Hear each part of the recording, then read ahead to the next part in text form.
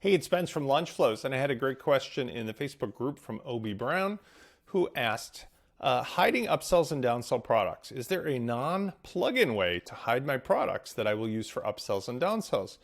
And he asked a question about categories and lists, but I think it's much easier than that.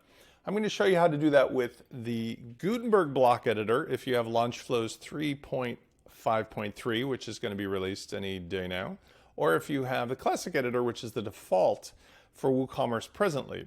If we go on over to products and we create, let's just start over. Let's just go products, add new. Here's a new product editor in classic mode. Right now there is what's called catalog visibility. If I go to the publish meta box and see where it says catalog visibility, if I click edit, I have a choice here to hide this particular product from both the shop and the search results by going hidden.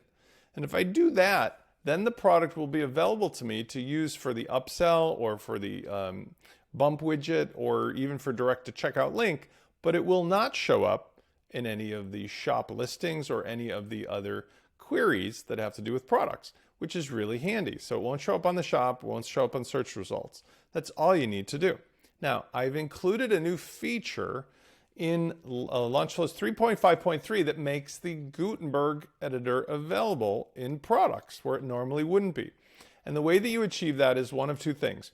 If you are still using the classic plugin that allows you to switch between Gutenberg and not, you can simply switch back over to the block editor.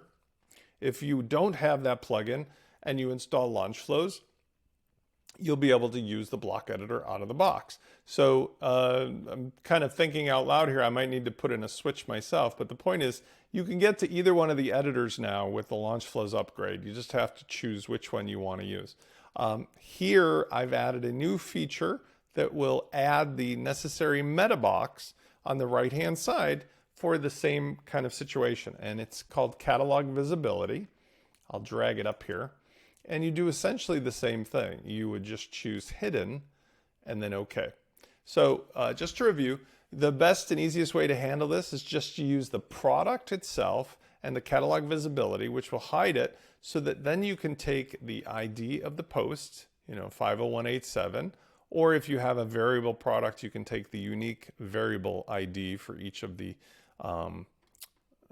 options that you're choosing. You might have multiple attributes and several variations. Pick the variation ID that you're trying to use and use that inside of any of those widgets. You'll be good to go. Hope this helps out. I'll see you on the next video.